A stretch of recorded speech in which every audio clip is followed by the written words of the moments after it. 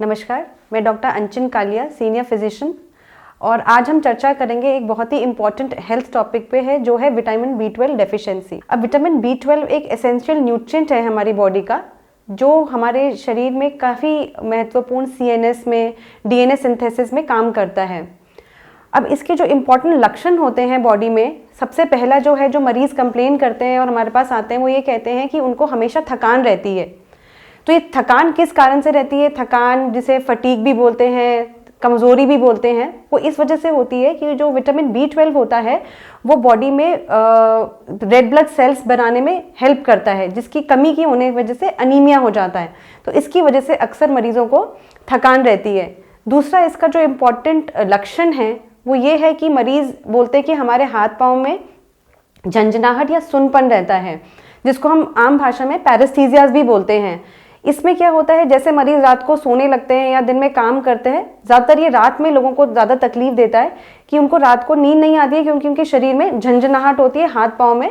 ये vitamin B12 का एक इम्पॉर्टेंट सिम्टम है। तीसरा जो विटामिन B12 की वजह से हमारे को दिक्कत आती है वो होती है हेडेक होना।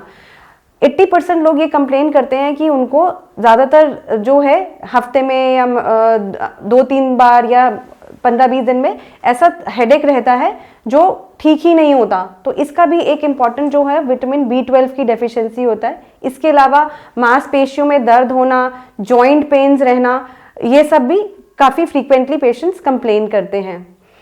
एक और इसका जो इम्पोर्टेंट सिम्टम्स है जो हम लोग सब इग्नोर कर देते हैं वो है, जैसे जो बच्चे होते हैं या जो एल्डरली होते हैं वो कंप्लेन करते हैं कि हमारे को कंसंट्रेशन नहीं कर पाते हम, जिसको हम इम्पेयर्ड कंसंट्रेशन बोलते हैं। बच्चों में भी बहुत कॉमनली दिखता है और ये जो एल्डरली होते हैं इनमें भी बहुत कॉमनली दिखता है कि नॉर्मल अपना काम करते समय उनका कंसंट्रेशन और फोकस काम पे ठीक से नहीं हो पाता। इसके अलावा जो कॉमन सिम्टम्स हैं, जैसे पेट का लें हम तो उसमें डायरिया होना, गैस बनना, ब्लोटिंग रहना, पेट भरा भरा सा रहना, ये भी एक कॉमन कंप्लेंट रहती है। इसके अलावा जो इम्पॉर्टेंट है वो है अटैक्सिया, जिसको बोलते हैं गेट इम्बैलेंस। तो जैसे मरीज चलता है तो उसको लगता है इसको चक्कर आ जाएगा या वो गिर जाएगा, अपने आप को संभाल नहीं पाता।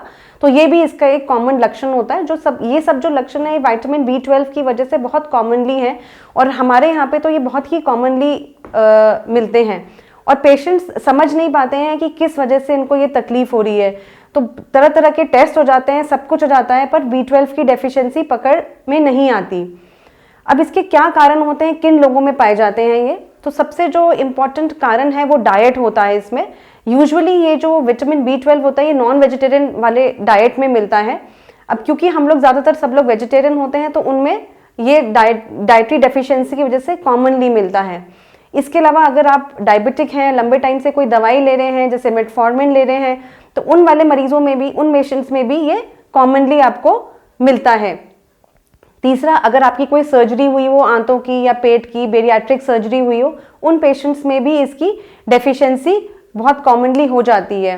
इसके अलावा मैल एब्जॉर्प्शन जो होता है, जिसमें अपने आंतों से बैक्टीरिया का नष्ट हो जाते हैं, उन पेशेंट्स में भी इनके डेफिशिएंसी मिलती है। तो ये 4-5 कॉमन रीजंस होते हैं, जिनमें सबसे इम्पॉर्टेंट जो है वो है आपका डाइटरी रोल, इसमें सबसे इम्पॉर्टेंट है। अब इसको अपन पहचाने कैसे, इनका टेस्ट कैसे कराएं? तो सबसे इम्पॉर्टेंट है, इसका एक ही टेस्ट होता है। जैसे आपने अपने ब्लड टेस्ट कराते हैं, उसमें अगर आप विटामिन B12 के लेवल्स कराएंगे तो वो कम पाए जाते हैं, तो उससे हमको पता लग जाता है कि इसका डेफिशिएंसी है विटामिन B12 की। और कॉमनली इन पेशेंट्स में फोलिक एसिड डेफिशिएंसी भी पाई जाती है।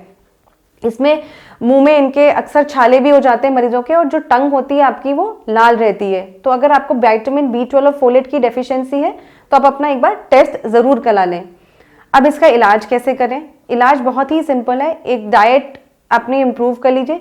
थोड़ा जो वेजिटेरियन लोगों में मिलता है, वेजिटेरियन में किन डाइट में ज़्यादा होता है, तो डेयरी प्रोडक्ट्स में थोड़ा बहुत होता है। इसके अलावा ग्रीन वेजिटेबल्स या जैसे आपके जो बीन्स होते हैं उस वाली फैमिली के जो ग्रुप होते हैं, जैसे चौले की फली हो गया, राजमा हो गया, इनमें भी ये थोड़ा विटामिन B12 पेशेंट्स को मिल सकता है। अगर आपकी डेफिशिएंसी आई है तो अपने डॉक्टर से मिलें, और जो फर्स्ट इसका इलाज होता है वो B12 के इंजेक्शंस होते हैं। अगर आपका B12 बहुत ही कम है तो आपको एक दिन छोड़ के एक दिन 5 से 7 इंजेक्शन लगते हैं, फिर हफ्ते में एक बार और महीने में एक बार, 1 साल तक इसके इंजेक्शन लगते हैं। उसके बाद आपकी डेफिशिएंसी काफ़ी समय तक ठीक हो जाती है। अगर जो पेशेंट्स इंजेक्शन नहीं ले पाते या किसी कारणवश उनको दिक्कत आती है तो इसकी ओरल टैबलेट्स भी आती हैं, उसको भी आप यूज में ले सकते हैं। तो इस तरह से आप विटामिन B12 डेफिशिएंसी का इलाज कर सकते हैं। धन्यवाद।